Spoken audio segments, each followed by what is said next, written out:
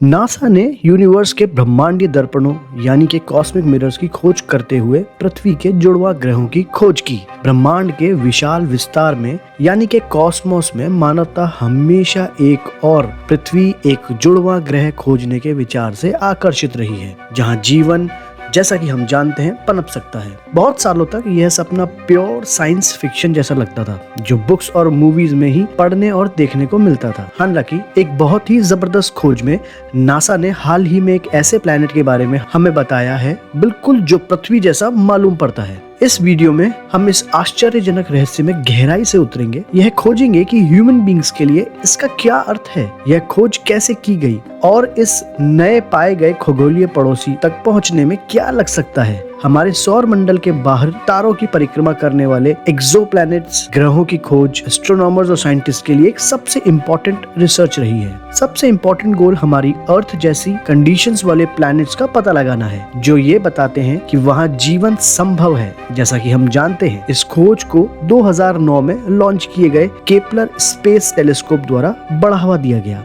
जिसने हमारे सौर मंडल यानी कि सोलर सिस्टम से परे ग्रहों के लिए आकाश को स्कैन करना शुरू कर दिया। केपलर का मिशन किसी क्रांतिकारी से कम नहीं था। अपने 9 साल के ऑपरेशन के दौरान इसने हजारों एक्सोप्लैनेट यानी हमारे सोलर सिस्टम के बाहर के प्लैनेट्स का पता लगाया, जिनमें से कई अपने तारे के रहने योग्य क्षेत्र में थे। वह क्षेत्र जहां लिक्विड वाटर के होने के लिए कंडीशंस बिल्कुल सही थी। यह पृथ्वी के जुड़वा की खोज में एक महत्वपूर्ण पैरामीटर था, क्योंकि पानी जीवन के लिए आवश्यक है, जैसा कि हम इसे समझते हैं। पृथ्वी जैसे एक्सोप्लैनेट को खोजने की खोज चुनौतियों से भरी है। ये ग्रह अक्सर मंद होते हैं, यानी जिन पे कोई भी रोशनी नहीं आ रही होती है, और अपने मूल तारे यानी कि पेरेंट स्टार से बहुत दूर स्थित होते हैं, जिससे उन्हें पहचानना मुश्किल हो जाता है। रिसर्चर्स ने कई तरह की टेक्निक्स का इस्तेमाल किया, जिनमें पारगमन विधि यानी कि ट्रांजिट मेथड, किसी ग्रह के तारे के सामने से गुजरने का अवलोकन करना, और रेडियल वेग विधि रेडियल वेलोसिटी मेथड, तारे के कारण होने वाले डगमगाहट का पता लगाना शामिल है। फिर भी ट्विन अर्थ को ढूंढना एक इल्यूजन बना रहा। केपलर की सफलता के मद्देनजर नासा ने 2018 में ट्रांजिटिंग एक्सोप्लैनेट सर्वे सैटेलाइट TESS लॉन्च किया। टेस को ट्रांजिटिंग एक्सोप्लैनेट यानी परागमन एक्सोप्लैनेट की खोज में सबसे चमकीले और पास के सितारों पर ध्यान केंद्रित करते हुए पूरे आकाश का सर्वे करने के लिए डिजाइन किया गया था। इसका मिशन आदर्श रूप से रहने योग्य क्षेत्र के भीतर छोटे रॉकी एक्सोप्लैनेट को खोज करना। TESS की सबसे महत्वपूर्ण शुरुआती खोजों में से एक एक्सोप्लैनेट LHS-1140b थी, जो 41 लाइट ईयर्स दूर सेटस कॉन्स्टेलेशन यानी तारामंडल में स्थित था। LHS-1140b एक सुपर अर्थ था, जो कि पृथ्वी से लगभग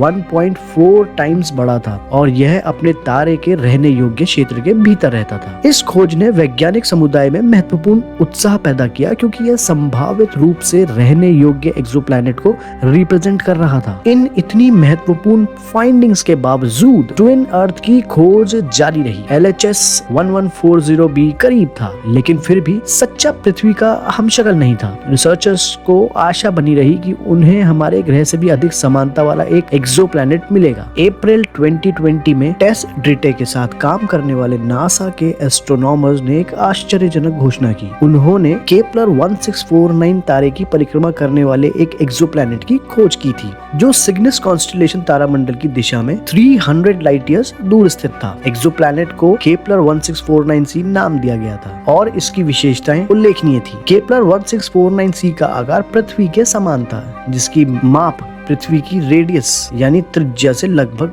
1.06 गुना थी। यह रहने योग्य क्षेत्र के भीतर अपने तारे की परिक्रमा करता है, जहां तापमान संभावित रूप से तरल पानी का समर्थन कर सकता है। इसके अलावा केपलर 1649c को पृथ्वी को सूर्य से मिलने वाली रोशनी का लगभग 75% ही प्राप्त हुआ, जिसने इसे गोल्डीलॉक्स क्षेत्र में डाल दिया, जहां जीवन के पनपने के लिए स्थितियां बिल्कुल सही हो सकती हैं। केपलर 1649c की संभावित रहने की क्षमता ने कई सवाल और संभावनाएं पैदा की। क्या यह नया पाया गया एक्सोप्लैनेट पृथ्वी का जुड़वा हो सकता है? क्या यहाँ पर एलियंस भी हो सकते हैं? इस दूर के ब्रह्मांडीय पड़ोसी के बारे में और अधिक जानने के लिए क्या करना होगा? केपलर 1649c की रहने की क्षमता को समझने का एक प्रमुख पहलू इसके एटमॉस्फेयर की स्टडी करना है। ऐसा करने के लिए वैज्ञानिक स्पेक्ट्रोस्कोपी का उपयोग करते हैं, एक ऐसी टेक्निक जिसमें किसी ग्रह की रासायनिक संरचना यानी कि केमिकल कॉम्पोजिशन की पहचान करने के लिए उसके एटमॉस्फेयर से गुजरने वाले प्रकाश की जांच करना शामिल है। हालांकि इतनी विशाल दूरी से एक्सोप्लैनेट के वातावरण का अध्ययन करना एक कठिन चुनौती है। केपलर 1649c को समझने की खोज में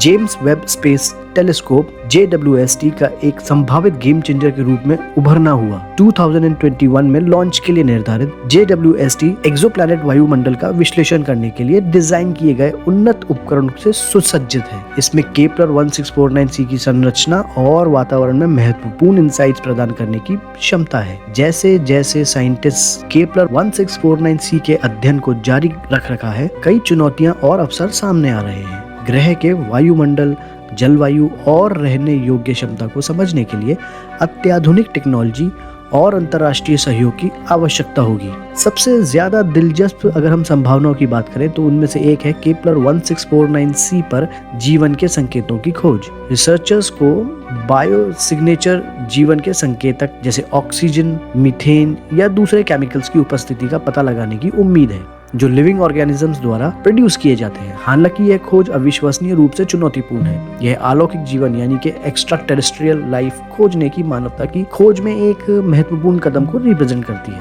केपलर 1649c की खोज का मानवता पर गहरा प्रभाव है। यह हमें ब्रह्मांड की विशालता और दूसरी पृथ्वी खोजने की हमारी स्थायी खोज को याद दिलाता है। ट्विन प्लैनेट की संभावना ब्रह्मांड और उसके भीतर हमारे स्थान के बारे में हमारी समझ को चुनौती देती है।